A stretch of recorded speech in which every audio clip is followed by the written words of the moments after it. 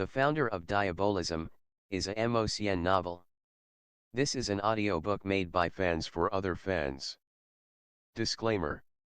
The main couple of the story is made up of two men. If you don't like it, don't listen. Thank you. Remember, subscribe and click the bell to stay updated on all the new releases. Enjoy. Chapter 1. Everyone rejoice, Wei Wuxian is dead. Only a day after the end of the siege of the burial mounds, news of Wei Wuxian's demise had already sprouted wings and flown to every corner of the cultivation world, sweeping the land faster than the flames of war.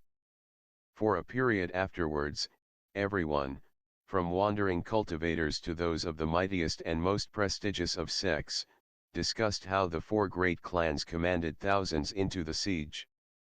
Rejoice, rejoice. Say, which hero dealt the finishing blow to the Yulinglazu? Who else could it be? His disciple brother, Chief Zhang Cheng of the Yunmanjiang sect. He and the head clans of the other three great sects, the Lanlingjin sect, the Gasulan sect, and the Qinghenai sect, led the charge. Sect Chief Zhang killed his own disciple brother and destroyed his lair for the good of us all. The burial mounds are gone. Good riddance. Wei Wuxian deserved it? Immediately, someone applauded and shouted, exactly. He thoroughly deserved it. If the Zhang sect hadn't taken him in and raised him, that Wei Ying would have spent his whole life as a worthless vagrant. What else is there to say? The old Chief Zhang raised him like his own son, yet he betrayed them and made an enemy of everyone. Not only did he humiliate the Zhang sect, he killed nearly all of the Zhang clan. He's the definition of an ungrateful, treacherous bastard. Not only that, Zhang Cheng tolerated that arrogant, up-jumped servant for ages. If it were me, I wouldn't have only stabbed him when he defected. I would have obliterated him and anyone who followed him on the spot. Or else how would he have had the opportunity to do all those insane, vile things? Even if you grew up with them and loved them like a brother, you can't show people like him any mercy. But that's not what I heard. I thought one of his evil tricks backfired and he was shredded to pieces by those ghosts of his. Some say that they bit and tore at him so viciously that by the end of it, his body was no more than a slurry of flesh and bone dust. A man howled with laughter. That's karma. I've always said that his little horde of ghosts was like a pack of rabid dogs, biting and tearing at anyone in sight. In the end, they tore apart their master. Serves him right. To be honest though, if it weren't for young Chief Jiang's knowledge of the Yulinglazu's weaknesses, the siege of the burial mounds might not have succeeded. Don't forget what kinds of things Wei Wuxian has at his disposal. Don't you remember when he annihilated more than 3,000 high-level cultivators? Wasn't it 5,000? 3,000 or 5,000, one or the other. I think 5,000 is more likely. It really was a murderous frenzy. Before he died, he destroyed the Yin Tiger Tally, so I suppose he did redeem himself a little bit. Otherwise, with that evil thing lurking around, his legacy would be even more despicable. As the words Yin Tiger Tally were spoken, silence abruptly fell, as though everyone had become suddenly preoccupied by something. A few moments later, someone let out a sigh full of regret and said, this Wei Wuxian, back in the day he was a promising cultivator from a good background, and not without high merits. When he was young, what a glorious, free spirit. How exactly he wound up on this road. With the change of topic, the discussion became loud and boisterous once again. It just goes to show that cultivators have to stay on the proper path. Taking up demonic cultivation, free spirit, sounds to me like he was arrogant and egomaniacal. And what was the result? The speaker's voice grew sonorous and forceful. a bloody death and a defiled corpse. But it wasn't only demonic cultivation that killed him. At the end of the day, it was also his horrible personality and rotten character. Everywhere he went, people despised him. Whether they were good or bad themselves, everyone had a grudge against him. It was bound to come back and bite him in the ass sooner or later. Once dead and buried, Wei Wuxian's reputation was set.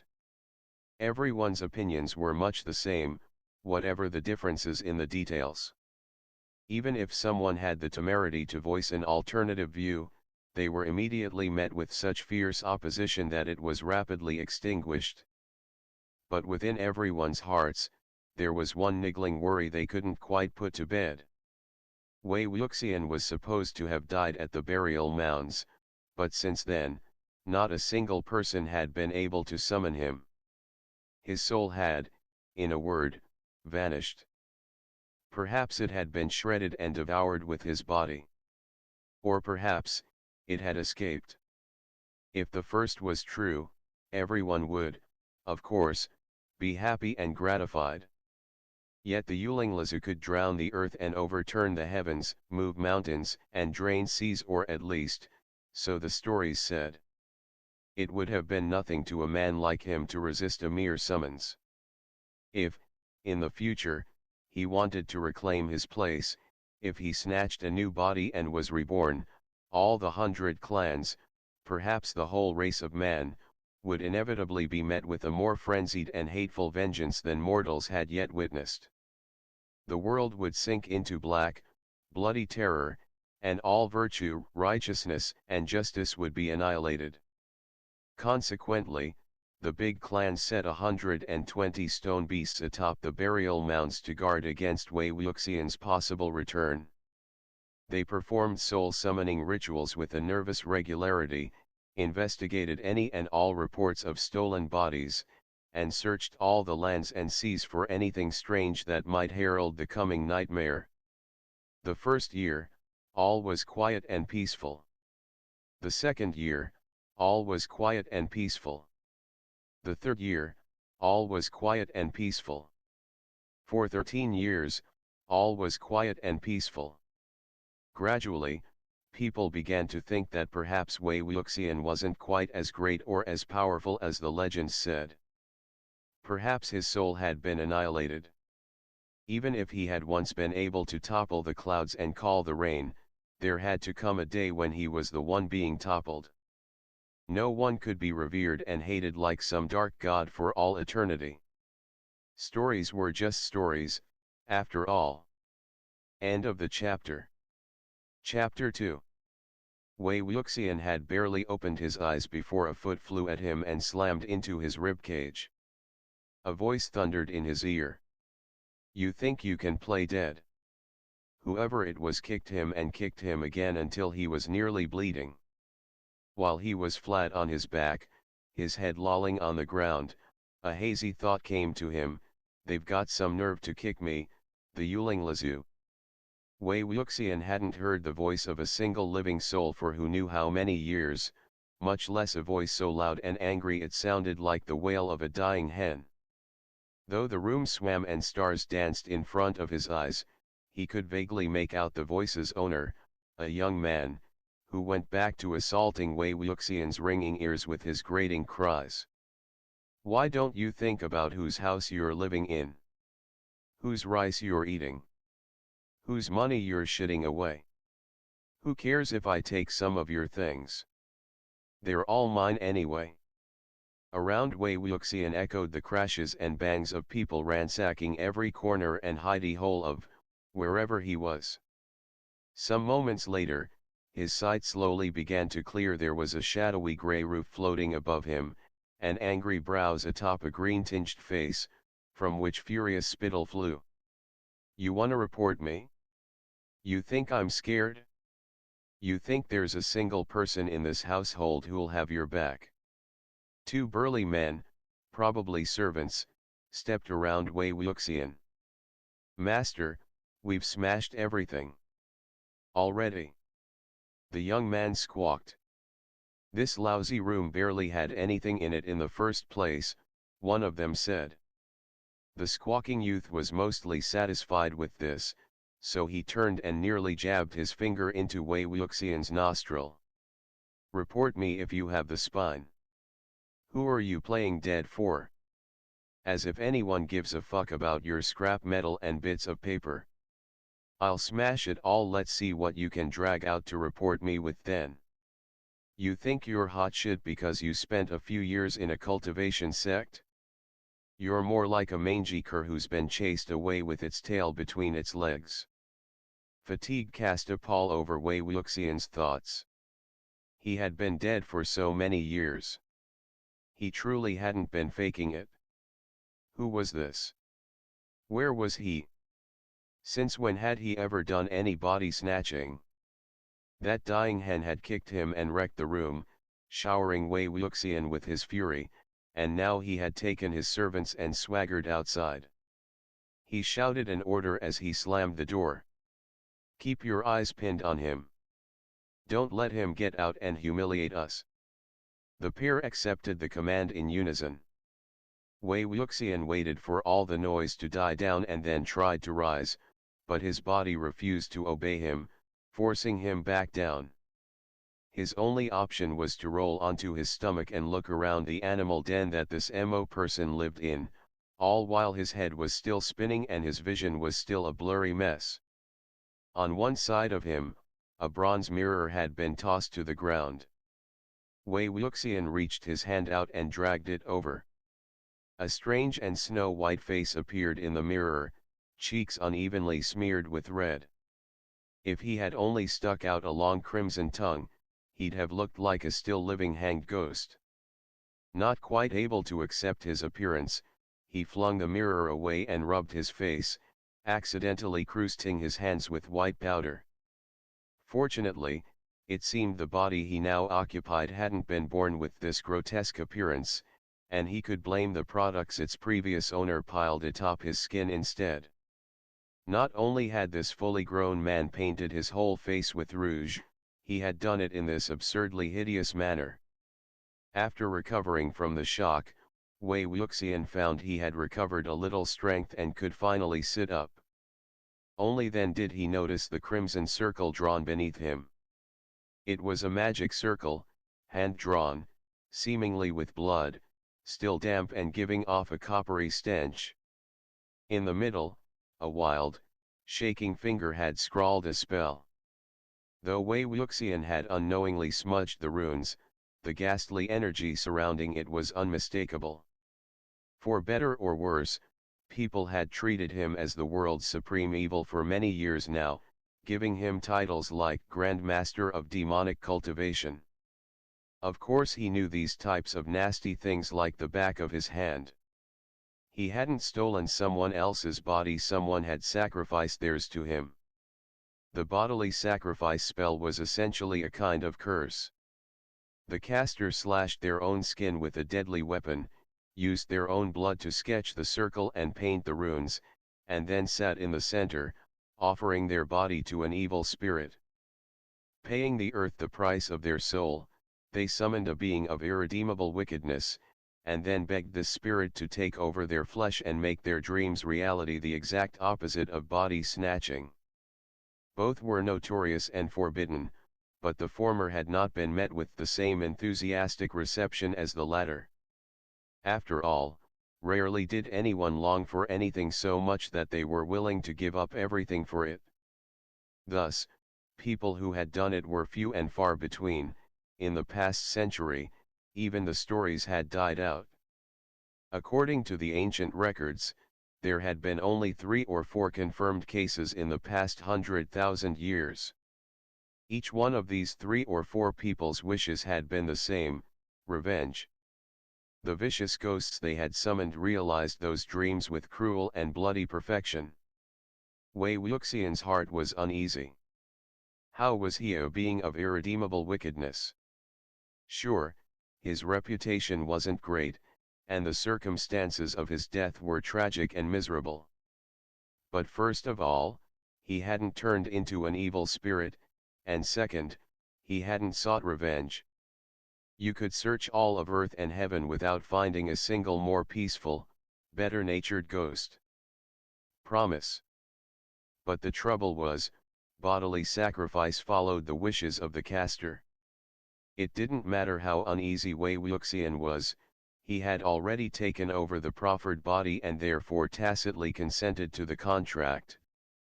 He had to fulfill the caster's wishes, or else the curse would backfire and annihilate his soul, damning him to eternal oblivion. Wei Wuxian undid the sash of his robes and scrutinized his arm. Indeed, both of his wrists were streaked with angry, bloody gashes, scowling and glowering at him like ragged mouths. Though they had already scabbed over, he had no doubts that these weren't ordinary cuts. They would never heal if he didn't fulfill the wishes of his body's original owner. Moreover, the longer he waited, the worse they would become, and if he pushed the task past due, both his body and his soul would be shredded alive. After repeatedly confirming that he had made no mistake, Wei Wuxian mentally cursed the absurdity of the situation, and, clinging to the wall, finally forced himself onto his feet. Though the room he found himself in was indeed large, it was sparse and squalid. The cotton blanket covering the bed hadn't been washed or changed in who knew how many weeks and stunk of mildew.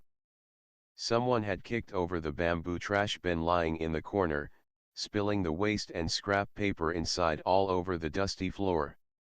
Wei Wuxian noticed that some of the paper seemed to be covered in ink marks, so he picked one up, examined it, and indeed found words crammed into every corner of the page. He busied himself with collecting all the scraps he could find. On these sheets, his body's first owner must have vented his misery and dejection. Some of what he had written could only be described as the incoherent cries of a man whose torment so twisted his words that it seeped out of the paper and assaulted the senses. As Wei Wuxian read patiently page by page, he began to feel more and more unsettled. Though his attempts at organizing what he had read felt akin to groping through darkness, he was able to clear up a few basic facts. First, his body's original owner was named Mo Xuanyu, and this area was called Mo Manor. Mo Xuanyu's grandfather had been the local area's big landlord, but he had had few kinsmen and no sons. Though he worked diligently for many years to produce male progeny, his efforts had resulted only in 2 daughters. The second daughter's name need not be mentioned, as it was the first who became the house's mistress. Her husband moved in with the Mo family after they were married. Though second daughter was remarkably beautiful, her birth mother was a household servant, and thus the family put little thought into marrying her off. Anyone would have been fine. Who knew that when she was 16, she would randomly meet a passing leader of some great clan and catch his eye. The two turned Mo Manor into their private love nest. A year later, the second Mo daughter gave birth to Mo Xuanyu. Originally, the Mo household had held her and the entire affair in general in great contempt. But in the eyes of ordinary people, the fact that such a grand cultivator had found his way to the Mo family's doorstep and into their home meant that the Mo's must have been heaven-blessed. Nobly, and somewhat unusually, that chief even supported and assisted the Mo family, even though they were not his own. The winds of opinion in the household thus took a sharp turn. Not only had the family prospered through the connection, those around them also envied them to the highest degree. But not long after, that cultivator's unbounded desire longed for fresher meat. Gradually, his visits dwindled. He had eaten at the Mo Manor for less than 2 years before growing bored. Once Mo Xuanyu was 4, the Mo family saw him no more. Within the next few years, the winds of opinion in Mo Manor changed once again. The contempt and ridicule returned, this time accompanied by sneering pity. However, the second Mo daughter was by no means resigned to her fate. Her belief that her great chief would not forget his own child was unshakable. Sure enough, when Mo Xuanyu turned 14, that clan chief ordered a band of men to solemnly retrieve him. The second Mo daughter could once again hold her head high. Though she could not accompany her son, she could sweep away her previous misery and replace it with pride and elation. Haughtily, she announced to everyone that her son would rise like a bird and become a renowned cultivator, bringing honor to all his forefathers. Consequently, opinion at Mo Manor changed for a third time. However, before Mo Xuanyu's cultivation training had borne results, and before he had inherited his father's family treasures, he was chased out. His expulsion, moreover, was not some tidy, quiet affair, but an unseemly, unsightly ordeal. Not only was Mo Xuanyu gay, but he had also had the audacity to harass his fellow disciples. Thus, the ugly matter had been publicly exposed. On top of all that, he was at best an average talent, with no notable achievements. He had no excuse to remain. Battered by the blizzard only to be bitten by frost, Mo Xuanyu did not suffer only this one disaster. After returning home, he became entirely, completely insane. Some days were better, some days were worse, but one way or another, his brain seemed to have been scared right out of his ears. Wei Wuxian's brow wrinkled. If Mo Xuanyu were only gay, that would have been one thing, but he was also a lunatic. No wonder his face was caked in so much powder that it looked like he'd been hanged. No wonder no one had batted an eye at the giant magic array on the ground, still wet with fresh blood.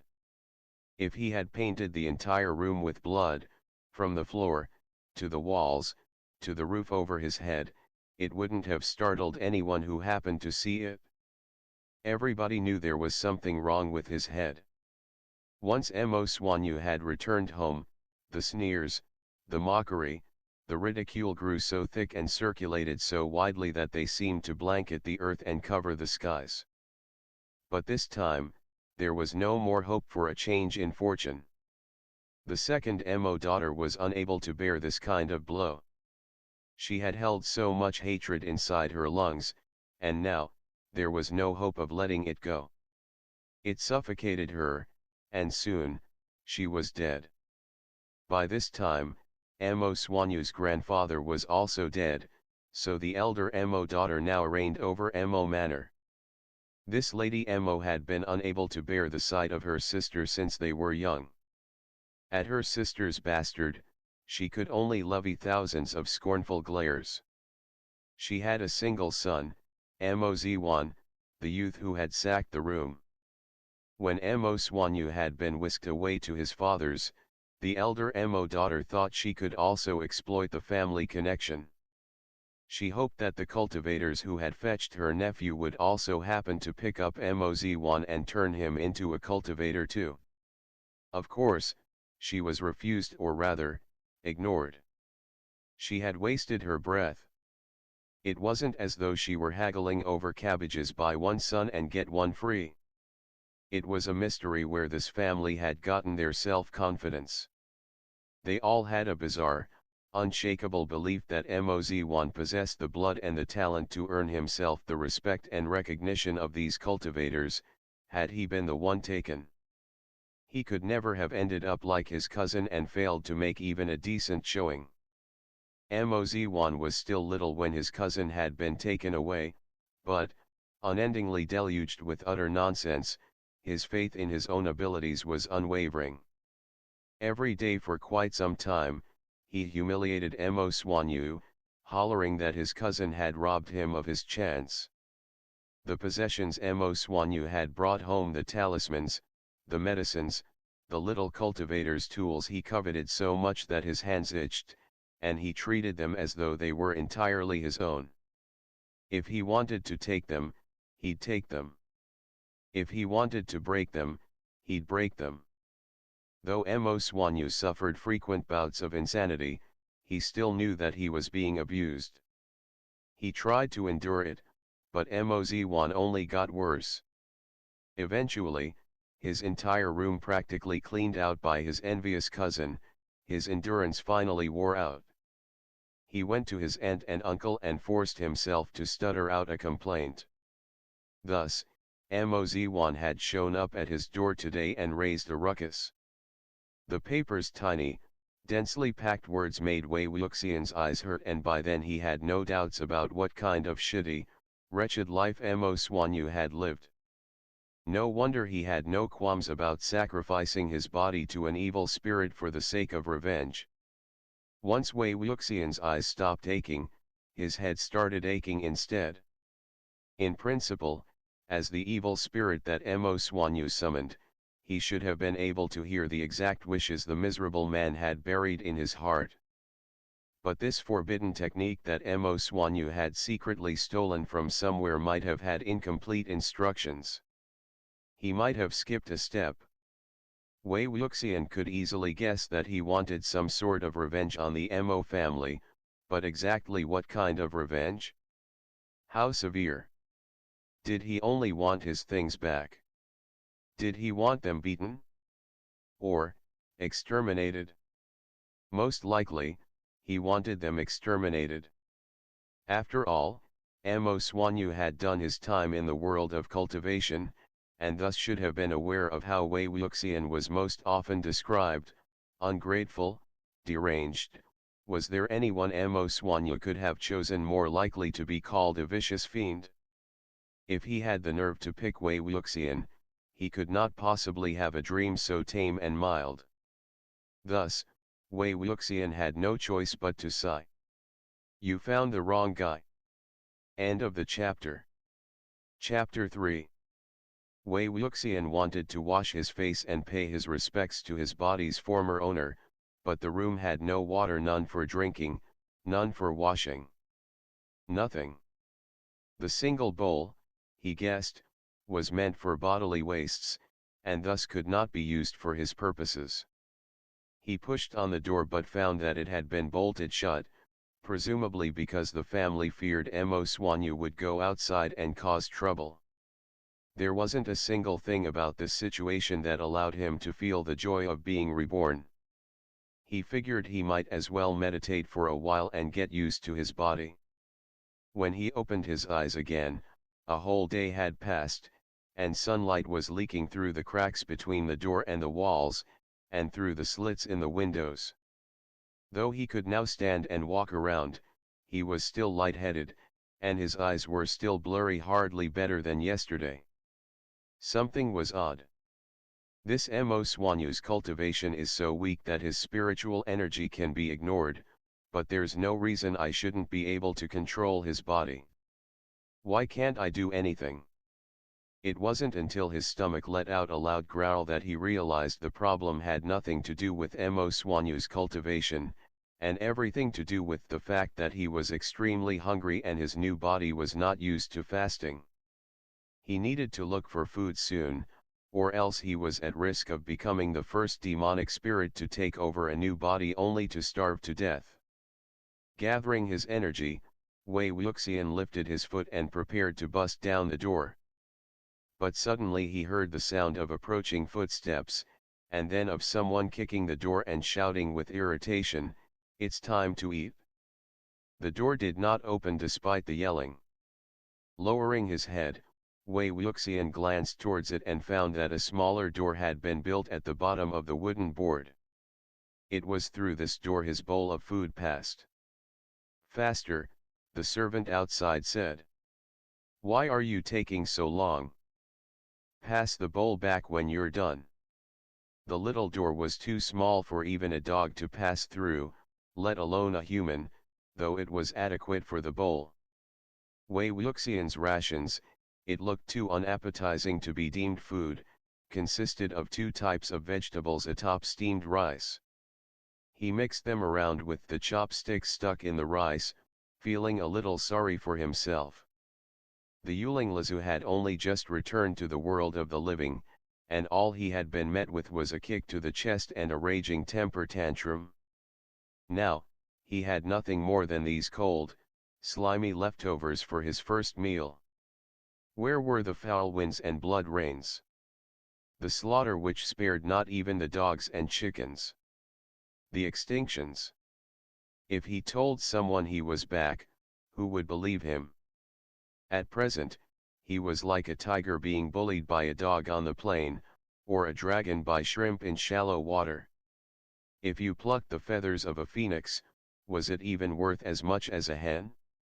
Outside, the servant shouted again, but this time he also giggled as though he'd been body swapped. "Ah ding! Come over here." A girl's voice, crisp and sassy, replied from a distance. "Ah Tong, delivering food to the one in there again." "Pa. Why else would I be in this wretched courtyard?" Ah Tong replied. Ah Ding's voice approached the door. "Your only job is to deliver him food. No one says anything if you just loaf around the rest of the time, and you're still complaining about the courtyard? Look at me. I have so much work I can't even step outside the house. I don't just deliver food," he whined. "Do you even have the guts to go out these days? There's so many walking corpses, everyone's bolted their doors shut." Wei Wuxian squatted and leaned on the door, shoveling rice into his mouth with the mismatched chopsticks, listening closely. It seemed like things were not quite tranquil at Mo Manor. Walking corpses were the bodies of dead people, reanimated. They were common and relatively weak, and possessed dull, stagnant eyes and a lumbering, sluggish gait. Though they weren't particularly powerful or dangerous, they were strong enough to scare ordinary people stiff. A single whiff of their putrefying flesh was enough to make most vomit the entire contents of their stomachs. But as far as Wei Wuxian was concerned, walking corpses were the easiest to order around, and the most obedient puppets. Hearing so suddenly of them, he almost felt a burst of affection. "If you want to go out," Atong said, the wink practically visible in his voice, "you could bring me and I could protect you." "You protect me?" Ah Ding replied. "Please, don't boast. Could you really beat those things?" "If I can't fight them off, no one else can either," Atong huffed. "How do you know?" She laughed. "You know, a bunch of cultivators came here today. I heard that they're from an amazing and prestigious clan. Lady Mo is in the main hall speaking to them right now, and everyone in town has come to watch. Can't you hear all the noise? I don't have time to fool around with you, they might need me soon." Wei Wuxian listened carefully. The sound of hubbub could indeed be heard coming from the east. He pondered for a minute, rose, and launched a hard kick at the door. The bolt cracked and split. The two servants were right in the middle of giggling and making eyes at each other when the door flung open. They screeched as though a bomb had gone off in their faces. Wei Wuxian tossed his bowl and chopsticks on the ground and sauntered outside without acknowledging them. The sun stung his eyes so harshly that he couldn't pry open his eyelids, and even his skin felt singed by the glare. To let his eyes adjust, he raised his hand above his eyebrows and blocked out the rays. Atong's scream had been even shriller than Ating's, but once he saw the lunatic everyone bullied and composed himself, his courage ballooned. Attempting to redeem himself from his embarrassing behavior, he bounded towards Wei Wuxian, waving his hand and scolding the Yuling Lizu in the same tone he scolded dogs. "Go! Go! Go back! Why are you out here?" Most of the time, this was how the servants behaved toward Mo Xuanyu. Even beggars and insects were treated better than he was. Since he never fought back, they felt free to run rampant. But Wei Wuxian lightly kicked Atong, sending him tumbling. "Are you really trying to bully me?" he said, laughing. He continued on in the direction of the clamor. Surrounding the building were a number of spectators, gathered both in and outside the eastern hall of the eastern courtyard. Inside, one woman's head stuck out above the rest of the crowd.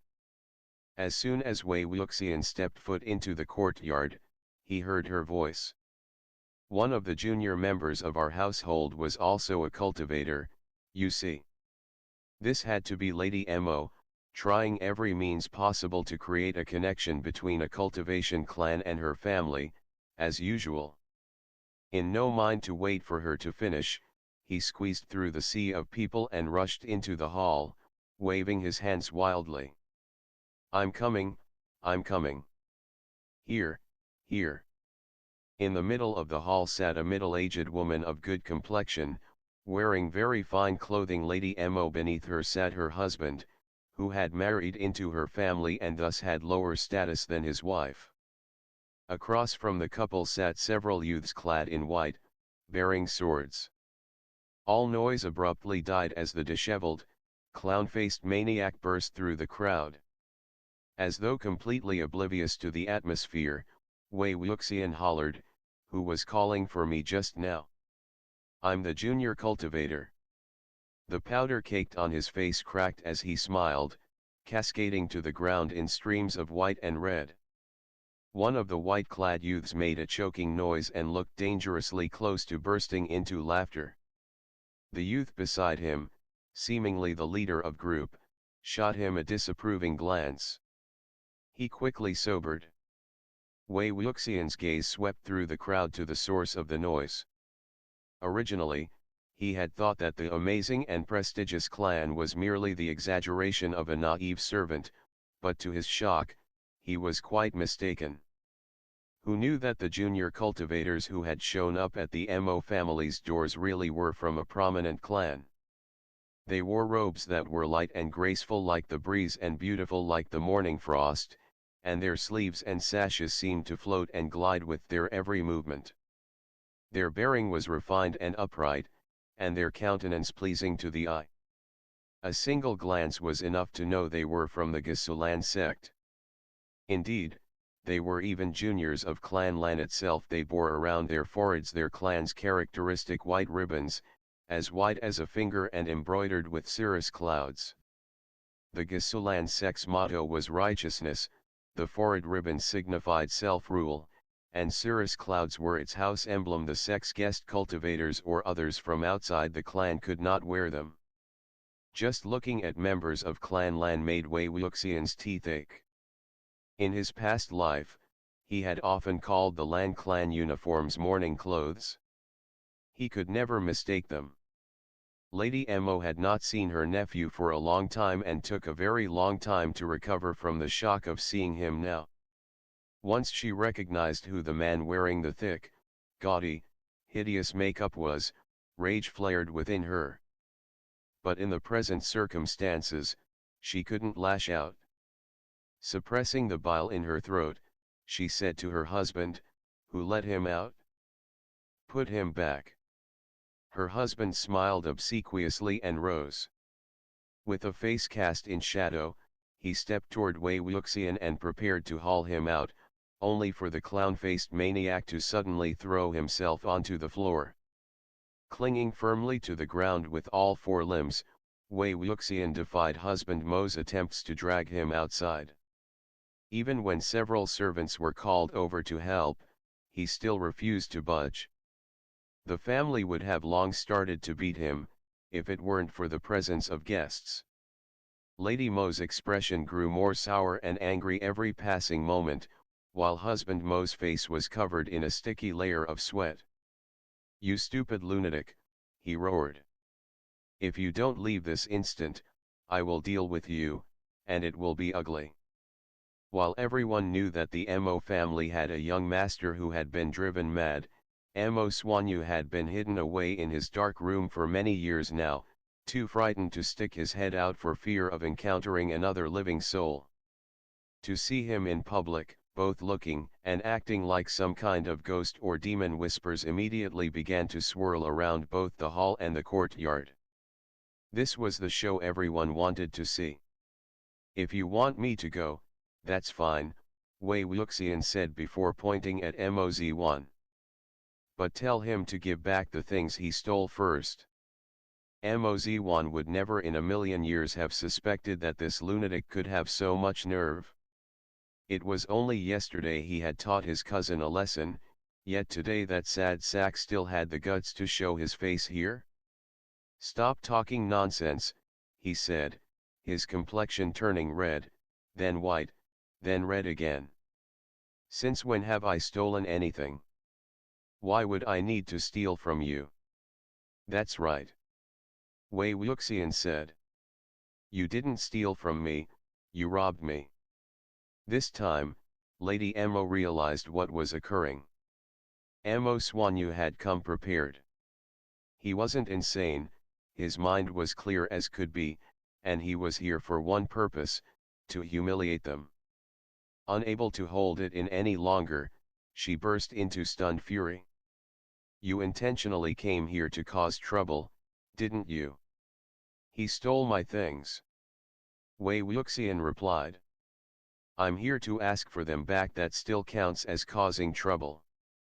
Before Lady Mo could answer, Mo Xuanyu, too anxious to control himself, lifted his foot and prepared to launch a kick at his cousin. But one of the sword-bearing, white-clad youths made a slight motion with his finger, sending him off balance and his foot flying towards empty space. While he tumbled to the ground, Wei Wuxian rolled over as though his cousin's kick had connected. He tore open the front of his robe, revealing the foot-shaped bruise in the exact center of his chest, planted by Mo Xuanyu in yesterday's assault. The villagers salivated as they observed the drama, excited beyond measure. After all, Mo Xuanyu could hardly have kicked himself. At the end of the day, he was still the Mo family's blood relative. How cruel were they? When Mo Xuanyu had first come home, he clearly hadn't been as insane as he was now, so there was a 4 out of 5 chance it had been caused by the Mo's mistreatment. The more they oppressed him, the crazier he got. Whatever the truth was, as long as there was commotion, the villagers were happy. It wasn't as though the Mo's could abuse them. This display was far more interesting than the arrival of the cultivators.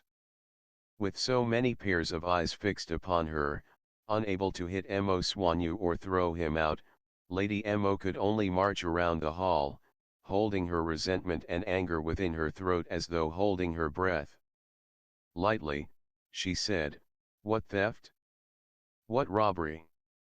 There's no need to use such ugly words. We're family. AUD was just borrowing, that's all. He's basically your little brother. If he takes a few things, is it such a big problem? As the older brother, should you really be so stingy? It's embarrassing to have a childish temper tantrum over such small things. It's not as though he won't return them to you." The white-clad youths exchanged helpless glances. One of the youths, in the middle of drinking tea, nearly choked.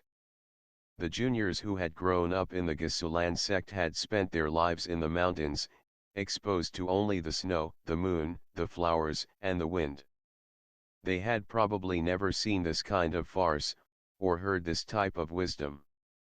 Unfortunately, it seemed that they would grow a little more worldly today. Laughing hysterically inside, Wei Wuxian stuck his hand out and said, "Then return my things to me." Of course, Mo Xuanyu wouldn't have been able to return Mo Xuanyu's things even if he had wanted to. He had long since thrown them away or taken them apart. "Mom," he cried.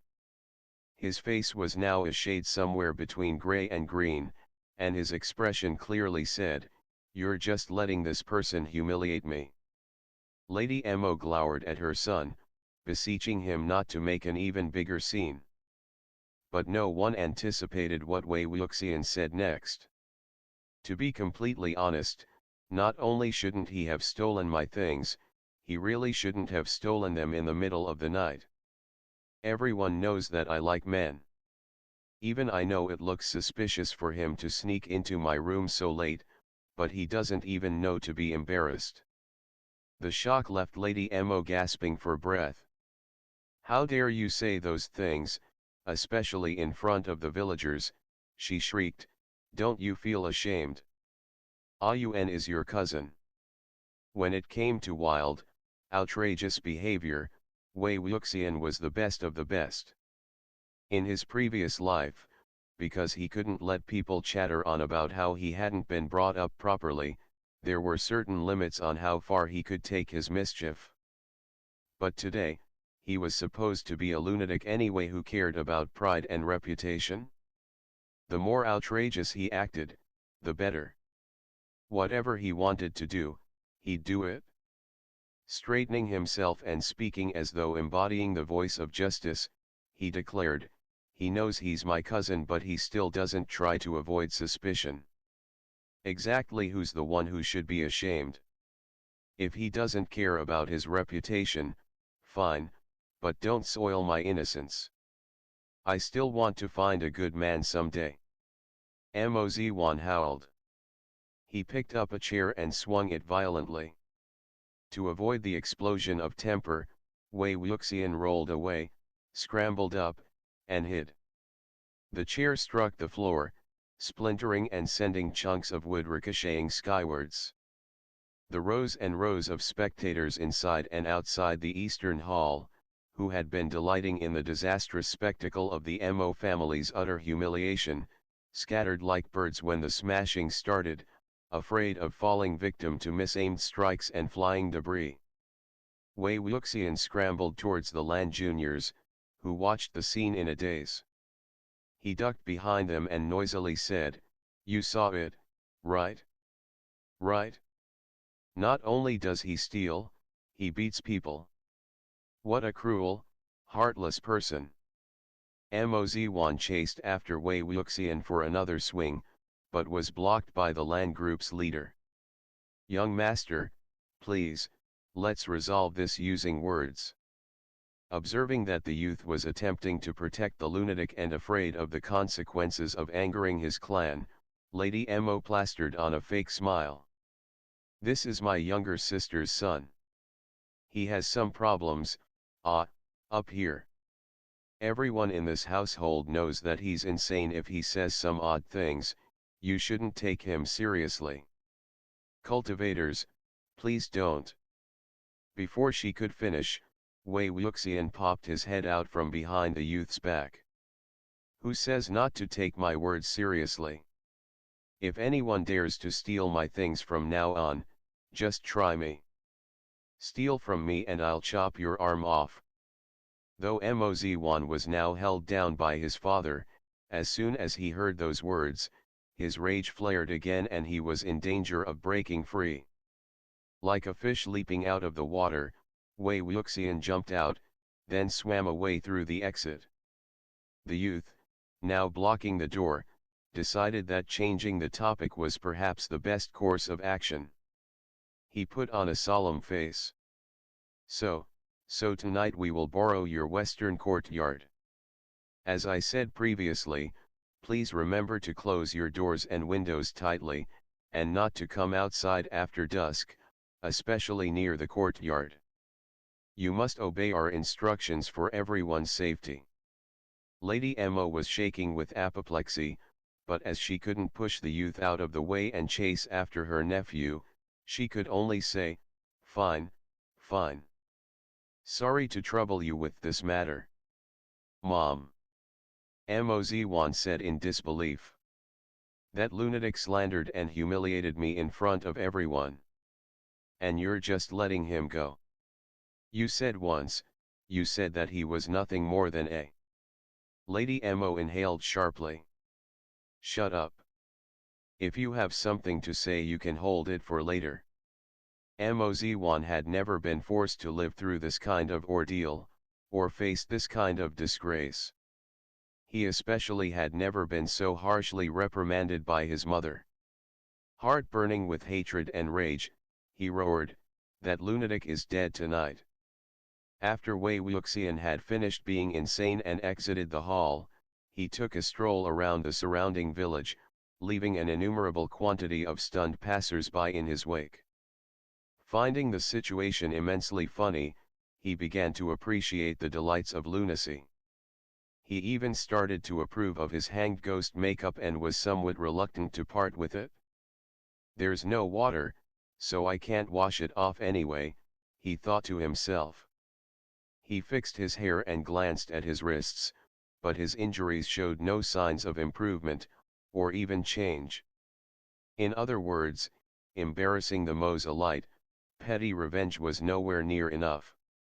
Did Mo Xuanyu really want him to slaughter his entire family?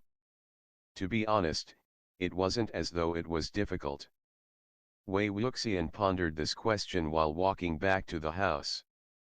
He pranced by the western courtyard and saw some Lan juniors standing atop the roofs and walls, discussing something with very serious looks on their faces. He pranced back to them, raised his head, and gazed at them, a strange mix of feelings in his heart. Even though the Gasulan sect was a major participant in the siege of, well, him, these juniors hadn't been born yet when that had happened, or they had only been a few years old. It had nothing to do with them. As he continued observing their preparations for the night, he suddenly realized that something seemed odd. Why did the black flags fluttering in the wind atop the roofs and walls look so familiar? The black flags were a type of flag called a yin summoning flag. If stuck on a living person, it attracted all the dark spirits, vengeful ghosts, fierce corpses, and evil demons within a certain radius and caused them to attack only the flag bearer. Because the flag bearer acted as living bait, effectively drawing a big target on themselves, the flag was also called a target flag. They could also be stuck on buildings, but the buildings were required to have living people in them, and everyone inside was susceptible to being attacked.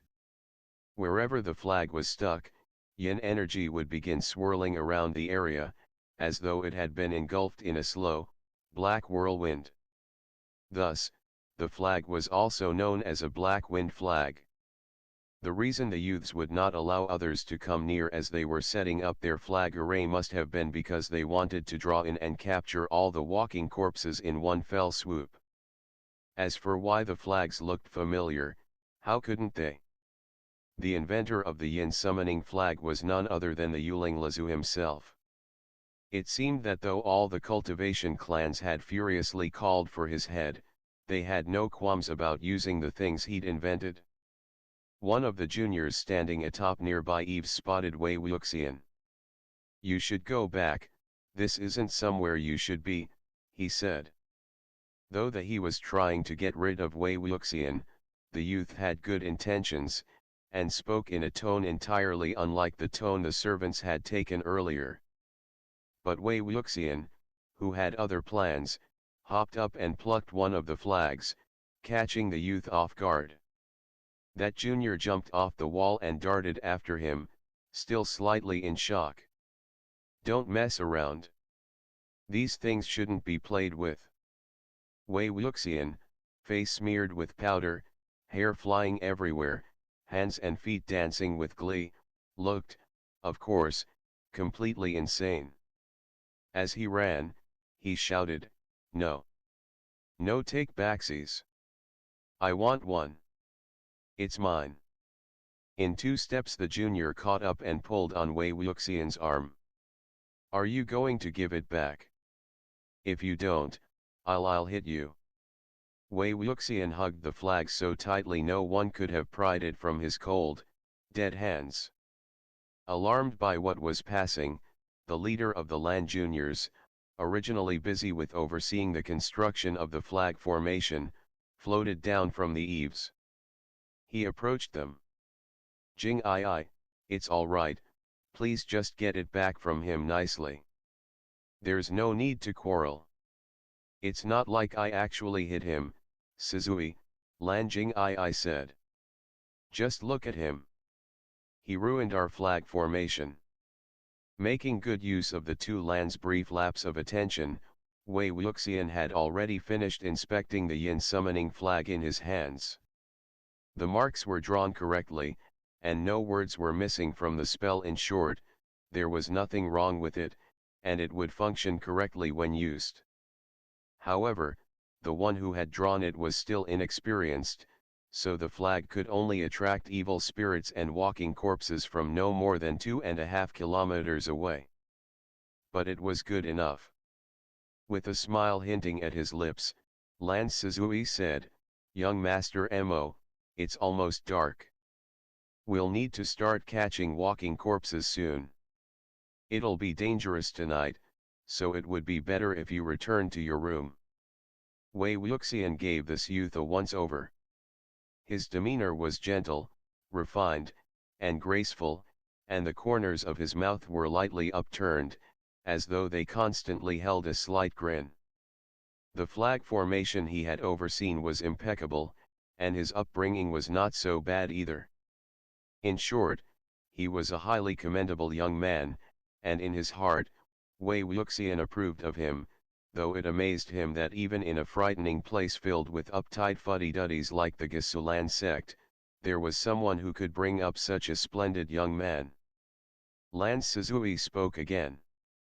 "This flag." Without waiting for him to finish, Wei Wuxian threw the flag on the ground. "Humph. It's only a dumb flag. What's so great about it? I can draw one way better." As soon as he finished, he picked up his legs and ran. Several youths resting on the rooftops saw the commotion, heard the shameless boasting, and began laughing so hard they were in danger of slipping off of the roofs and tumbling to the ground. Irritated, Lan Wangji also began snickering. He picked up the flag and patted off the dirt. "That man really is a lunatic." "Let's not speak that way," Lan Wangji said. "We should return quickly and help finish up." Wei Wuxian didn't return to Mo Xuanyu's small courtyard until the sun had set, choosing instead to loaf around the house a few times. When he did return, he saw that no one had bothered to clean up the mess that was Mo Xuanyu's room. The latch on his door was still broken, and the floor was still covered with debris. Deciding he'd rather not look at the ugly sight, he cleared an empty patch on the ground, sat down, closed his eyes, and went back to meditating. Who knew that long before sunrise, he would be pulled out of his reverie by a loud commotion outside his door. Frantic footsteps mixed with the sound of sobbing and sharp cries of alarm, rapidly approaching him. Wei Wuxian heard a few phrases repeated several times. "Rush in and pull him out. Go tell the officials." "Tell what officials?" "Cover his head and beat him to death." He opened his eyes just as several servants charged inside. The entire courtyard was lit brightly by flame. "Drag this murderous lunatic to the main hall and let him pay with his life," someone screamed. End of the chapter. Chapter 4. Wei Wuxian's first thought was that perhaps the Lan youth's flag formation contained mistakes. If the things he invented weren't deployed with the utmost care, they had a habit of producing disaster. That was why he had specially checked that their yin summoning flags were error-free. Stiffening as several powerful arms began hauling him outside, Wei Wuxian allowed himself to be dragged so he wouldn't have to waste energy walking.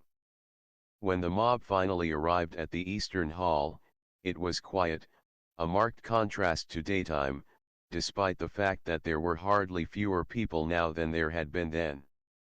Every household servant and family member had come, some still in their sleeping clothes, sporting nests of tangled hair, eyes terror-stricken. Lady Mo sat paralyzed, as though she had just awoken from a nightmare, her cheeks streaked with tear stains. The corners of her eyes were still watering when Wei Wuxian was hauled in. Immediately her glimmering, sorrow-filled gaze began to shine with the vengeance's chilly light. On the ground lay what appeared to be a human body, draped in a white cloth that left only the head showing. Lan Wangji and a few of the other Lan juniors surrounded it, bent over in scrutiny, speaking in whispers, grave expressions etched onto their young faces. Their words were just loud enough to leak into Wei Wuxian's ears. "He was discovered less than half an hour ago. Immediately after we finished dealing with the walking corpses, we rushed over here and found his body lying in the hall. The body belonged to Mo Xuanyu. Waywuksian's eyes swept quickly over the corpse, but, drawn back again, his gaze couldn't help but linger. The corpse did resemble Mo Xuanyu, yet it also did not.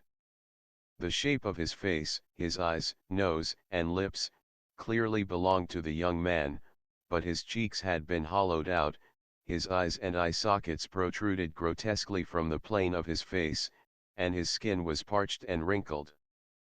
Compared to the youthful, round-faced Mo Xuanyu of yesterday, it was as though he had aged a couple of decades in the course of the night. All his blood and flesh had been sucked dry, rendering him nothing more than a thin husk wrapped around a frame of bone. The living Mo Xuanyu had been ugly. Mo Xuanyu's corpse was not only ugly, but decrepit. Waywuksian was still scrutinizing the body when Lady Mo suddenly charged toward him. In her hand, a dagger flashed, gleaming with the cold moonlight. Lan Wangji, sharp-eyed and deft of hand, blocked the incoming strike before it landed. Before the youth could open his mouth, Lady Mo shrieked, "My son died a terrible death tonight. I must avenge him." "What are you doing? Why are you trying to stop me?" Once more, Wei Wuxian hid behind Lan Wangji. Squatting, he said, "What does your son's death have to do with me?" During the daytime, Lan Wangji had watched Wei Wuxian make a scene in the Eastern Hall and then heard the garishly embellished rumors concerning the poor man swirling through everyone's mouths. Fully of immense sympathy, he couldn't help but defend him. "I'm very, very sorry this occurred, Lady Mo. But the state of your son's corpse, the fact that his blood, flesh, and spirit have been sucked dry, means that he must have been killed by a demon. Your nephew couldn't have done it." Lady Mo's chest heaved as she spoke. "What do you people know? This lunatic's dad is a cultivator. Of course he's learned all kinds of evil tricks." Lan Wangji turned and glanced back at the apparently shell-shocked Wei Wuxian. "That's, Lady Mo, you don't have proof, so let's. The proof is on my son's body." She stabbed her finger at the corpse lying on the ground. "Look at it yourself. Ayuan's remains have already told us who the killer is." Without hesitation, Wei Wuxian snatched the edge of the white cloth and pulled it away, revealing the entirety of Mo Xuanyu's corpse. Yet something was missing. His entire left arm, from right under his shoulder, had severed itself from the rest of his body, grown wings, and flown away. "See," Lady Mo said. "Today, right here, didn't you all hear what he said? That lunatic said that if Ayuan touched his things again, he would chop off his arm." Overcome with emotion, she covered her face as she sobbed. "But my poor Ayuan never touched any of that lunatic's things in the first place. Not only did he throw around baseless accusations against my son, now that deranged bastard murdered him in cold blood." Deranged bastard? In cold blood? How many years had it been since Wei Wuxian last heard comments like these lobbed his way? They were almost like old friends. He pointed at himself, but he had no reply to give. He wasn't even sure whether the problem lay with him or with Lady Mo. He had made plenty of outlandish threats when he was young that he would extinguish entire families, entire clans, that he would vanquish millions and blood would flow in great rivers and dye the lands and seas red. That sort of thing. But most of the time, they had been empty threats, said only for the sake of saying them. If he could actually do those things, he would have long enjoyed dominion over the entire world of cultivation. On the other hand, Lady Mo wasn't trying to avenge her son. She was only trying to find someone upon whom she could vent hateful fury. He wasn't going to further entangle himself with her. After a moment of pondering, he stuck out his hand, groped around Mo Xuan's chest, and pulled out a piece of folded up black fabric. Spreading it out, he found that it was a yin summoning flag. In a fraction of a second, his heart flashed with ice, and he muttered, "You were your own victim. How can someone like you expect to live?" Once Lan Wangji saw what Wei Wuxian had pulled from Mo Xuan's chest, he also understood what had in fact happened. Viewed in light of the day's ruckus, it wasn't difficult to guess the chain of events. Mo Xuan had been humiliated by Mo Xuanyu's crazy display, and had gone looking for his cousin to get even, his heart brimming with resentment. But Mo Xuanyu had wandered off outside. No one in the house had caught even a glimpse of his shadow the entire afternoon. Thus, Mo Xuan's next plan was to catch his cousin when he returned at night and teach him a lesson while no one was watching. But when night fell and the young man snuck outside, he passed by the western courtyard and caught sight of the yin summoning flags that had been stuck atop the eaves. Even though he had been warned for the umpteenth time not to go out in the middle of the night, that the western courtyard was forbidden, and that touching the black flags was even more forbidden, Mo Xuan had assumed the land cultivators had only said those frightening things because they were afraid that someone would steal their valuable treasures. Completely unaware of the flag's ominous effects, he inadvertently transformed himself into living bait. His dirty habit of stealing his mentally ill cousin's symbols, seals, and spiritual tools had grown into an addiction. As soon as he laid eyes on anything of a similar nature, he became unbearably agitated and couldn't rest until it was in his soiled hands. Taking advantage of their owner's preoccupation with the walking corpses, he quietly plucked one of the flags and took it away. The flag formation required 6 yin summoning flags. 5 remained in the western courtyard, drawing all manner of dark creatures towards the Lan youth. But they were protected by the many spiritual tools they carried, whereas Mo Xuan, though only in possession of a single flag, had nothing to keep himself safe.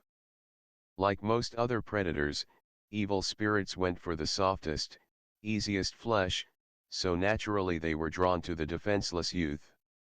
If there had only been walking corpses tonight, that would have been one thing. He probably would have suffered a few bites at most, and couldn't have died in less than half an hour. Quite unfortunately, however, the flag had unintentionally attracted something far more frightening than a few walking corpses. It was precisely this unknown evil spirit who had killed Mo Xuan and robbed him of his arm. Waywuksian raised his wrists to his face and found that the cut on his left hand had healed. It seemed that the sacrificial contract had indeed tacitly recognized Mo Xuan's death as the product of his hard work.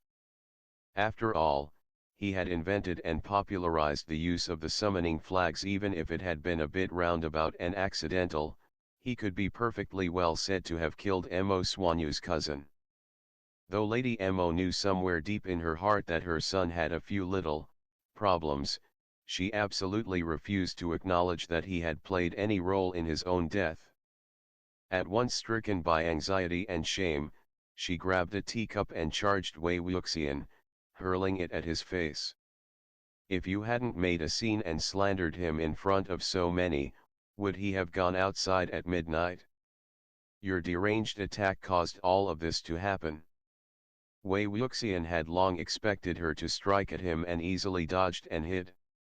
Lady Mo then charged at Lan Wangji, screeching, "And you? You heard of useless things. You came here as cultivators to excise evil spirits. But what cultivation? What exorcism? You couldn't even protect a child." Yun was only in his teens. The Lan juniors were still young and hadn't had more than a couple of real-life experiences expelling walking corpses, so had not caught on to the fact that something here was strange until it was too late.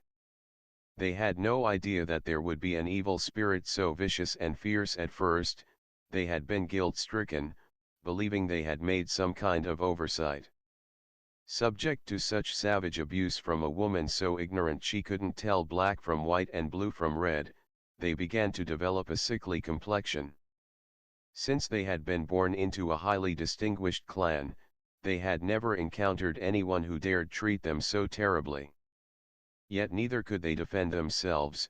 The teachings of the Gasulan sect were extremely strict, and it was an unbreachable taboo to raise a hand against an ordinary person, who could not fight back. In fact, they weren't even permitted to be rude. Thus, though their hearts tossed and turned with unhappiness, they all forced it down, suffocating themselves until their faces were tinged with green. Wei Wuxian found the scene unbearable. After so many years, the Lan family is still like this, he thought to himself. They're still affecting that stupid, undying self-restraint. Watch this. He spat at Lady Mo and said, "Who the hell do you think you're screaming at? Do you think they're your servants? These people traveled through half the country in order to help you for free. What exactly do they owe you? How old is your honorable son? He should be at least 17 this year, right? And he's still a child. How old does he have to be to understand human speech? Yesterday, didn't these cultivators say several times not to touch anything or approach the western courtyard? Because your son couldn't stop himself from pilfering what isn't his, as though he were a starving dog stealing chickens in the night, you're blaming me? You're blaming them." Lan Wangji and the others exhaled, and their complexions began to return to a healthy color. On the other hand, Lady Mo, both heartbroken and resentful to the extreme, thought only of the word death. Not of her own death, of course. She had no desire to accompany her son. Rather, she thought of the death of every other human being on earth, especially the people in front of her. Following her habit of ordering around her husband, she grabbed him and said, "Call everyone in. Every single person." Perhaps shaken by the loss of his only son, he pushed her without warning. Lady Mo toppled to the floor, stunned. In the past, she hadn't even needed to touch her husband to make him follow her orders. If she only raised her voice a little, he would do whatever she wanted. But today, he had the temerity to strike back. All of the servants grew white with terror as they saw Lady Mo's expression. Trembling, AUD helped her up. Lady Mo, shaking and clutching her hand in front of her chest, said, You piss off too." Her husband behaved as though he had not heard her. AUD ran to Atong and shot him several meaningful glances, but Atong, unable to endure the chaos, was busy attempting to drag the master of the house outside.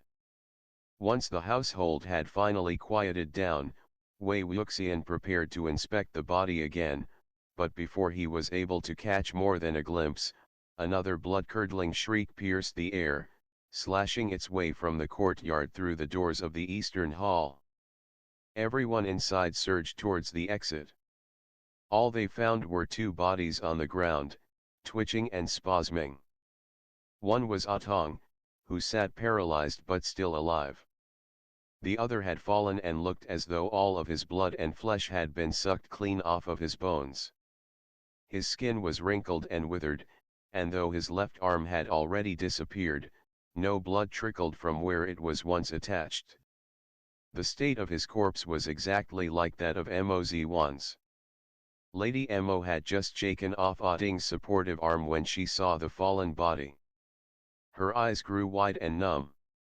All the fury-fueled strength within her finally expired, her world grew faint, and she toppled toward the ground. As Wei Wuxian happened to be standing near her, he caught her before she struck the stony floor, then passed her off to Auding, who had rushed forward to help. He glanced at his right hand and found that another gash had vanished. Lady Mo's husband had barely left the eastern hall before perishing right where all the crowd now stood, and it had all happened in the blink of an eye. Even many among the Lan juniors had gone white. Lan Suzui was the first to compose himself. He hurriedly asked the paralyzed Atong, "Did you see what it was?" Unable to pry open his mouth out of terror, Atong would not answer no matter how many times Lan Suzui asked, but only shook his head without end. His heart burning with urgency, Lan Suzui allowed the other servants to carry Atong inside, then turned to Lan Jingii and said, "Did you fire the signal?" "Yeah, I fired it," Lan Jingii replied, "but I'm afraid if there aren't any seniors in the area who can rescue us, it'll take our people at least an hour to get here, even if they rush. What should we do? We don't even know what it is." Of course, neither could the Lan juniors flee. If, upon encountering an evil spirit, the juniors of any clan deserted the scene, caring to protect only themselves, then not only would they bring great embarrassment upon their clan, so much shame would hang around their necks that they could never again look anyone in the eye. The terrified members of the Mo household couldn't flee either. The evil spirit would most likely hide itself among them, rendering the effort completely pointless. Gritting his teeth, Lan Suzui said, "Be on alert and wait for help to come." Once the rescue signal was fired, it would not be long before other cultivators came to offer support. In order to avoid an incident arising over his rebirth, Wei Wuxian's most reasonable course of action would have been to disappear into the night. If whoever came didn't recognize him, all would be well, but if they happened to be someone he had once known or fought, who knew what could happen? On the other hand, the curse was still on his body, so he wasn't able to go far. Moreover, the thing that had been summoned was unusually ferocious. It had robbed two people of their lives in such a brief period of time.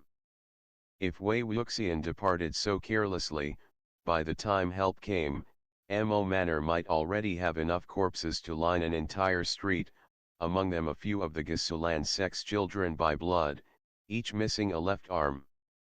After pondering this problem for a little while, Wei Wuxian thought, the faster the battle, the faster the outcome.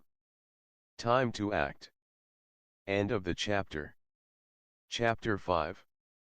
The Lan juniors were only fledglings who had not long left the warm protection of their nest.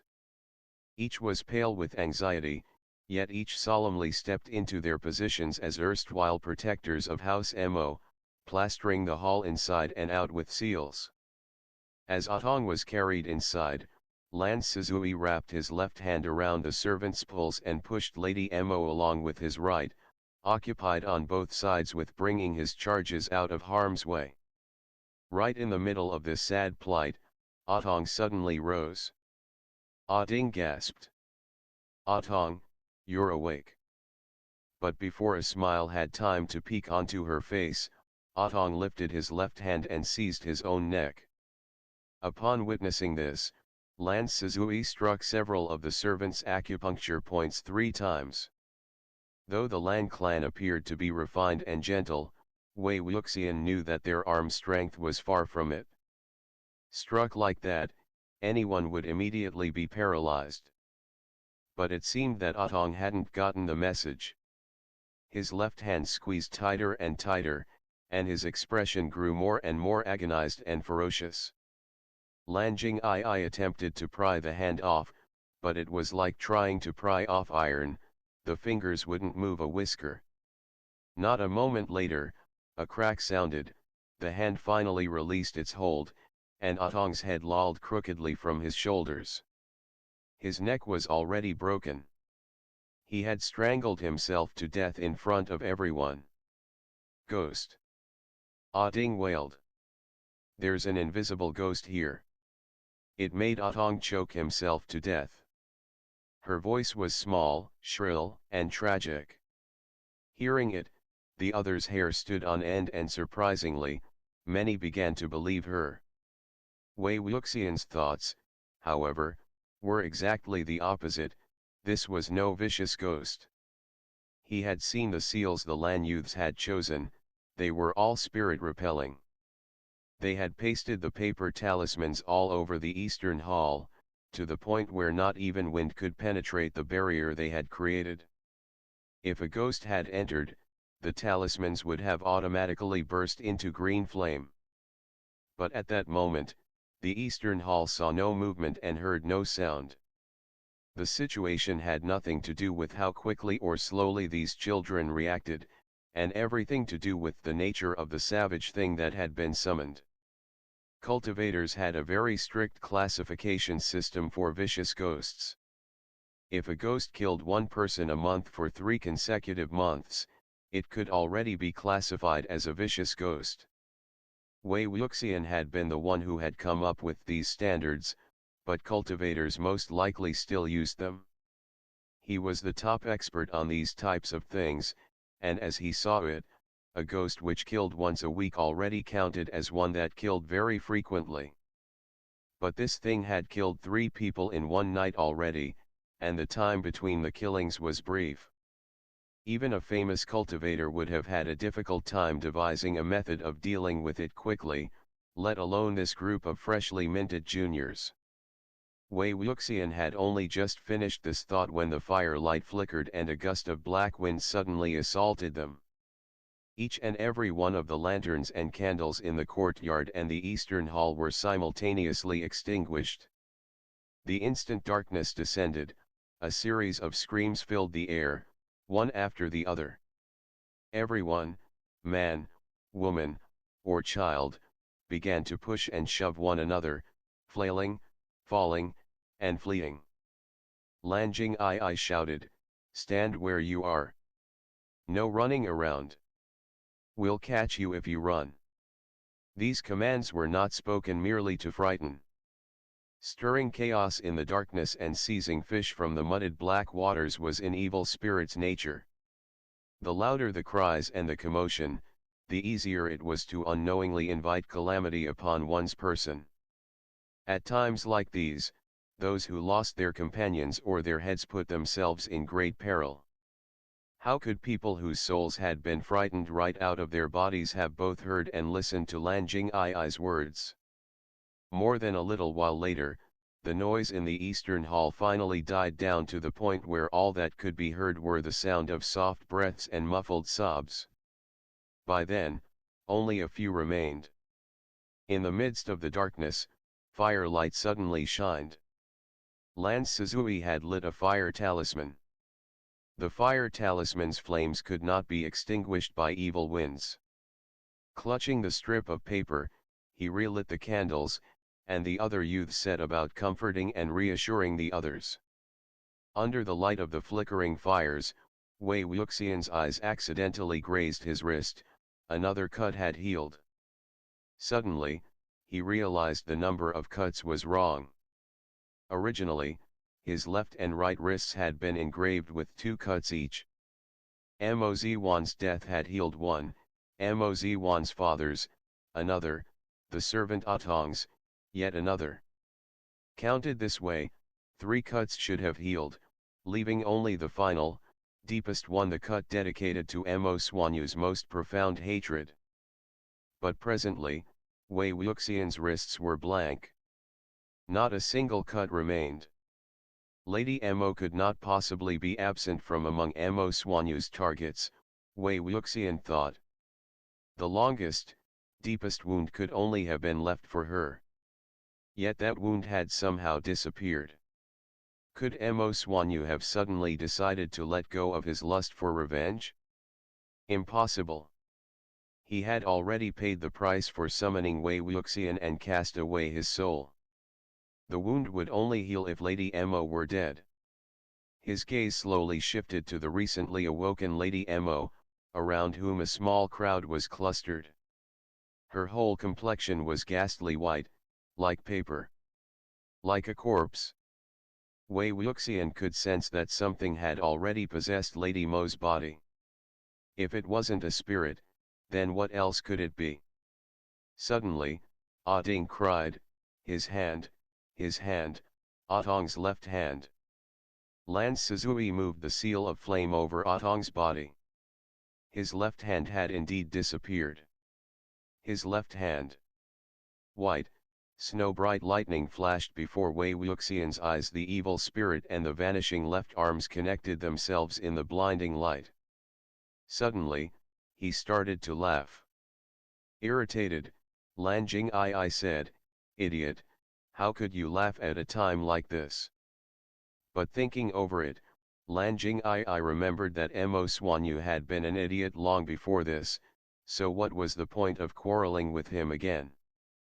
But Wei Wuxian grabbed the Lan Junior's sleeve, and, shaking his head, said, "No, no. No, what? No, you're not an idiot." Lan Jing'ai snatched his sleeve away, irate. "Stop making trouble. No one has time to pay attention to you."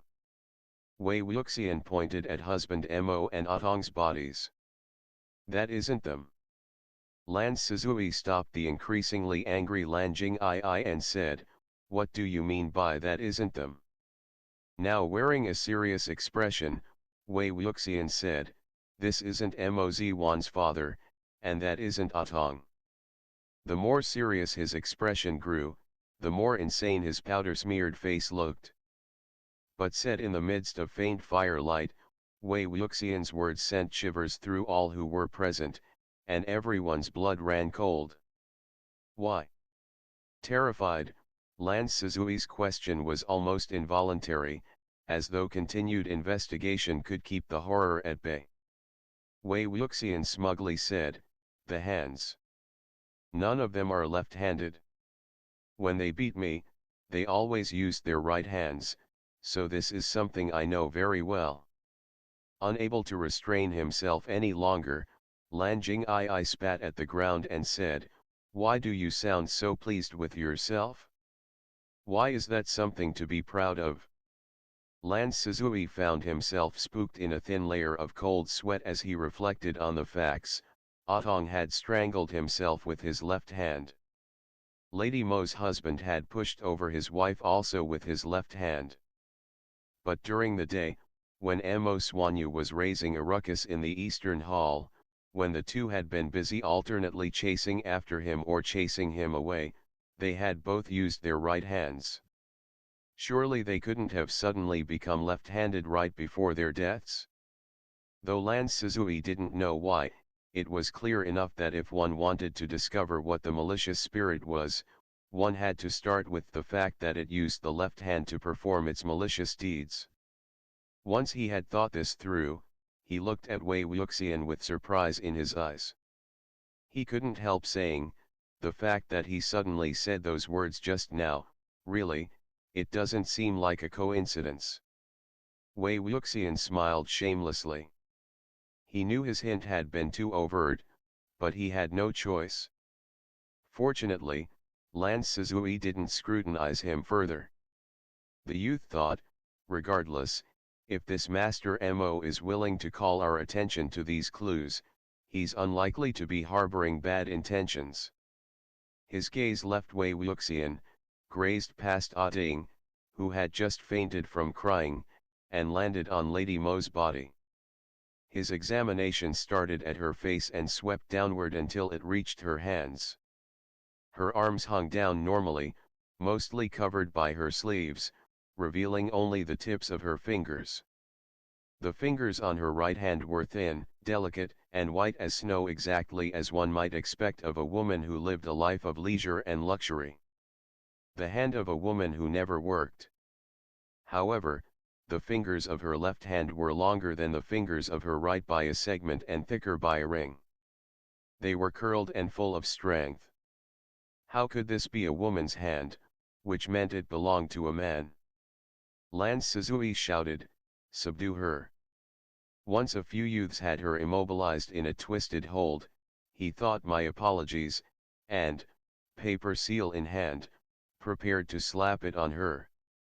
But, inconceivably, Lady Mo's arm twisted itself free and her claw-like fingers grabbed at his throat. If a living person's arm had been twisted in the way, its bones would certainly have broken. but her hand was extremely fast, and Lan Suzui's neck was too near her reach. Lan Jing'ai let out a great shout and threw himself in front of her, blocking her attack for his friend. A fire sparked. The arm had only just grabbed onto Lan Jing'ai's shoulder when green flames erupted upon it, and it was immediately forced to release him.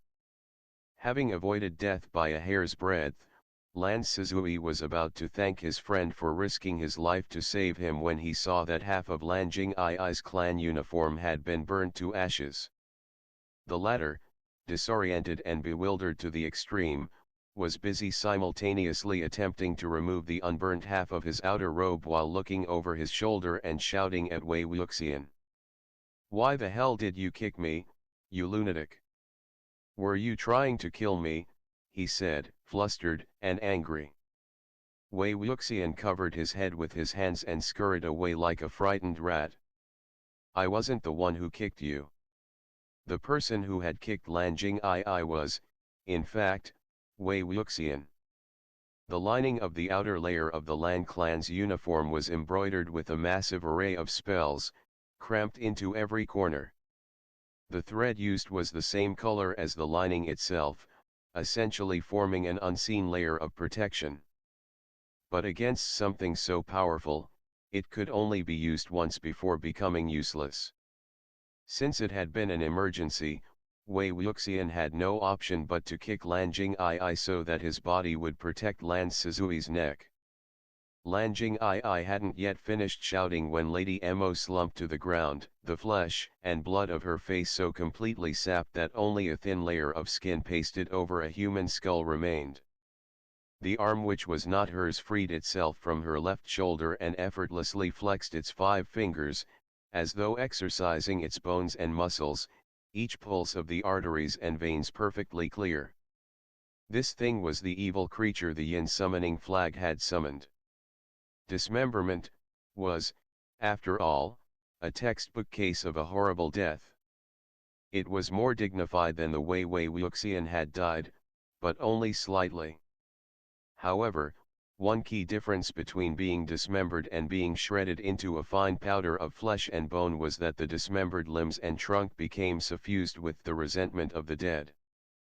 Thirsting for the presence of bodies, thirsting to be whole again, the pieces would try everything possible to find its counterparts.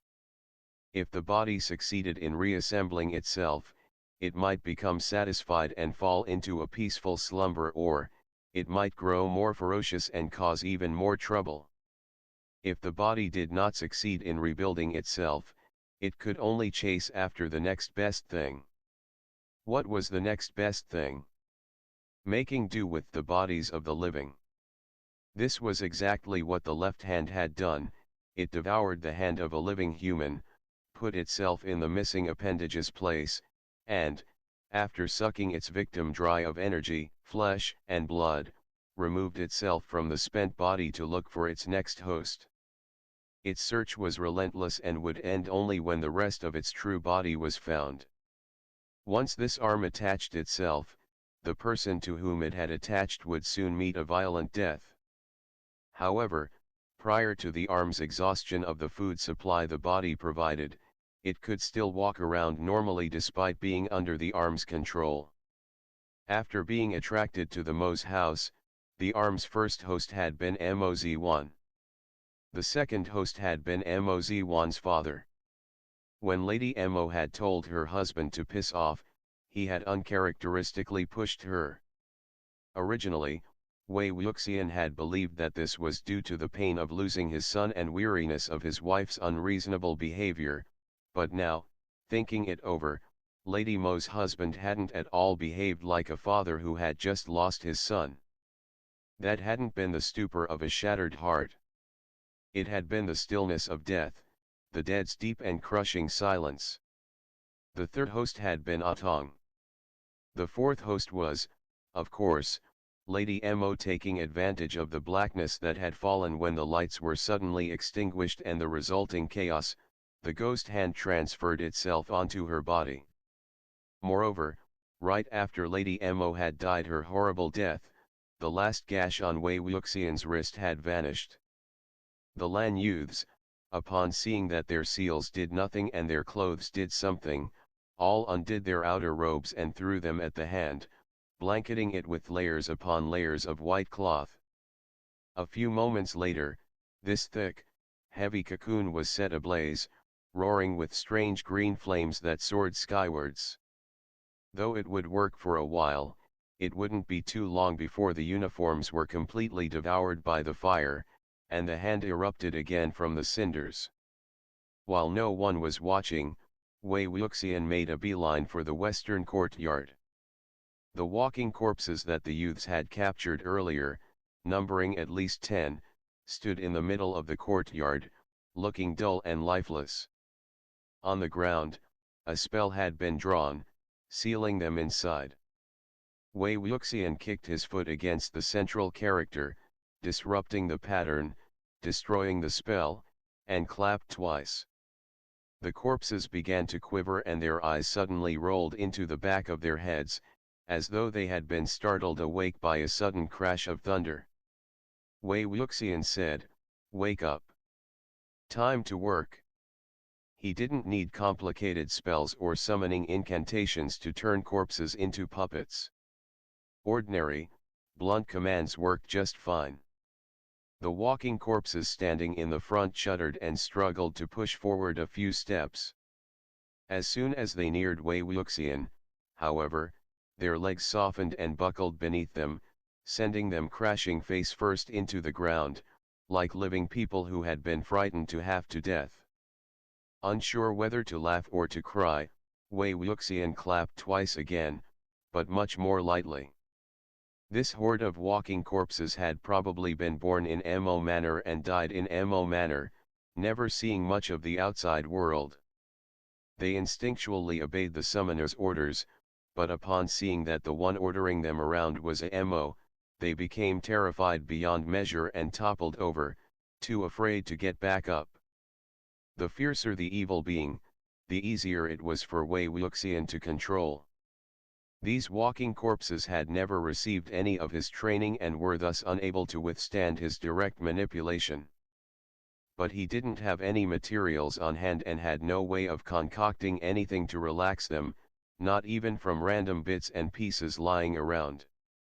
His eyes caught the green flames soaring over the eastern courtyard slowly beginning to dim when suddenly his mind flashed with light. If he wanted a maximally resentful and fierce dead person, why was he looking here? The eastern hall already had one and not just one. He returned to the eastern courtyard in a flash. As Lan Sizui's first idea was about to fail, he tried another, and had everyone pull out their swords in succession and stick them into the ground, forming a fence of blades. The ghost hand rammed at it chaotically, and in return the Lan youths pressed down on their hilts, sparing no effort to stop it from breaking out. Thus, they were entirely too preoccupied to notice who was entering and leaving. Wei Wuxian stepped inside the hall, and, one on the left and one on the right, lifted Lady Mo and Mo Xuanyu's dead bodies. In a low voice, he urgently said, "Why aren't you awake yet?" As soon as the words left his mouth, their souls returned. An instant later, Lady Mo and Mo Xuanyu's eyes rolled into the back of their heads, their irises replaced with a blank white gaze. The characteristic piercing shrieks of newly revived vicious ghosts tore from their mouths. In the middle of the screeching, one high and one low, another corpse, trembling with fear, also crawled its way up, and in a voice which was as quiet as it could be, joined the chorus with a soft, soft cry. This was Lady Mo's husband. The cries were loud enough. The resentment great enough. Wei Wuxian was extremely satisfied, and smiling lightly, said, "Do you recognize the hand outside?" Then he commanded, "Tear it apart." The three Mo's were like three black winds, they flew out in the blink of an eye. The left hand slammed into a sword one more time, snapping it in half and running out through the new formed hole. Immediately, the three one-armed corpses rushed toward it. Not only did the three Mo's not have the spine to defy Wei Wuxian's orders, they also possessed an intense hatred for the thing that had killed them, and so struck at it with all of their fury. Of course, there was absolutely no question that the chief attacker was Lady Mo. Female corpses, once turned, frequently exhibited an unusual degree of ferocity. Her hair flew wildly around her, her fingernails grew by several lengths, and the whites of her eyes were stitched through with threads of blood. The corners of her mouth frothed, the bubbles of saliva audible as they popped. Her screeches tore into the sky, so shrill and deafening they could rip apart ceilings and overturn rooftops. Extremely frenzied, and extremely frightful. Mo Xuanyu followed his mother closely, joining her in the biting and the tearing, while Lady Mo's husband trailed further behind, covering any gaps in the other two's attacks. The youths, originally strenuously occupied with keeping the hand at bay, were struck dumb. They had only ever heard of fights between fierce corpses in legends and in books written to entertain the common people. This was their first time seeing such a messy, gory struggle in person, and it left them stupefied and unable to tear their eyes away. All they could think was, how spectacular. The three corpses fought fiercely, but suddenly, Mo Xuanyu screamed and ducked a ways. The hand had torn a chunk of flesh from his abdomen, and intestines leaked from the wound. Upon seeing her child's state, Lady Mo let out a long howl and, stepping in front of her son, shielding him, she clawed at her enemy even more viciously, her nails slicing the air with the power of steel sabers and iron swords.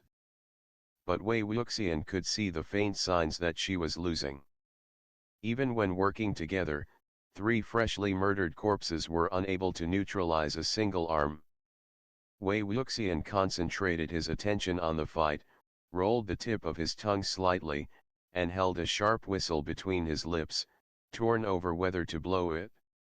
If he whistled, he could provoke the corpses into an even greater frenzy and maybe turn the tide of the battle, but it would be hard to continue hiding the fact that he was stirring up ghosts. In the blink of an eye, the hand moved like lightning, and precisely and ruthlessly snapped Lady Mo's neck.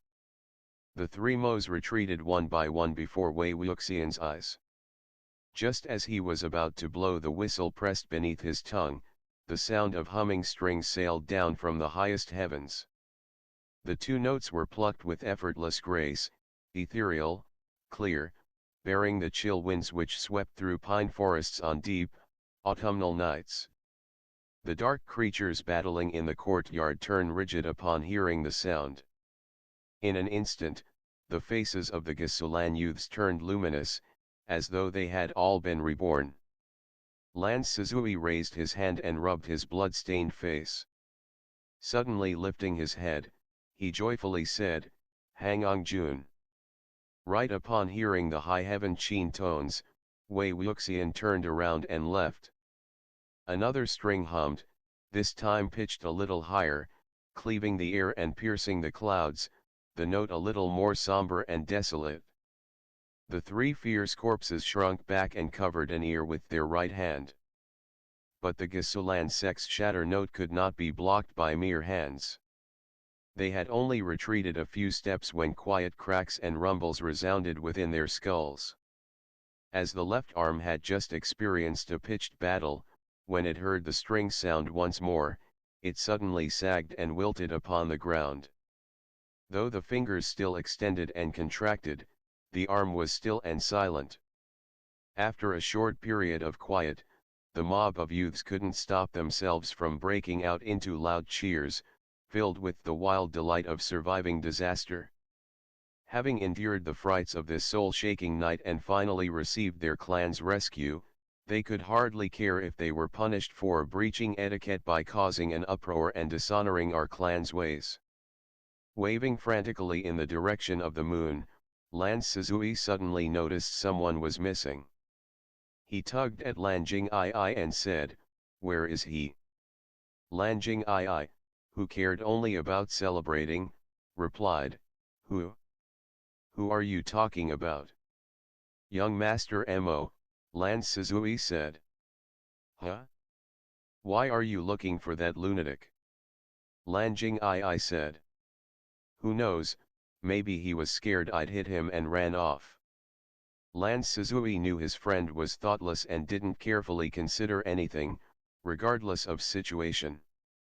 But at the same time, he thought, there was no good in dwelling on suspicions. It was better to wait until Hangongjun arrived and report young Master Mo's disappearance together with everything else. Mo Manor still slumbered peacefully, though whether this peaceful slumber was true or false was still unclear. Even though both the eastern and western courtyard of the Mo's home were covered in the blood and gore of dueling corpses, no one would climb out of bed at this hour to come see. Even watching real-life drama was something that had to be done with discretion. It was smarter to avoid those which involved sky-filling screams. Waywuksian destroyed all evidence, marks, and traces of the bodily sacrifice spell in Mo Xuanyu's room at top speed, and then fled the premises. It was already an unfortunate coincidence that the person who had come was someone from the Lan clan. It was a deadly misfortune that that person was Lan Wangji. Among all the people he had both dealings with and fought, Lan Wangji was the first on the list. He had to leave, now. Frantically looking for some kind of mount, he happened to pass by a yard where, tied to a millstone, a donkey stood, randomly chewing at its lips. When it saw Wei Wuxian, it flew over as though astonished by his appearance, and like a human, looked at him askance. Face to face for only an instant, Wei Wuxian was immediately moved by the slight disdain in its eyes. He grabbed the rope which attached it to the millstone and pulled, but the donkey charged at him, loudly braying its complaints. Wei Wuxian tried everything he could think of to trick or cajole it onto the road. Only as the fish-belly grey dawn swam over the horizon did the donkey finally clatter out. End of the chapter. Stay tuned for more BL.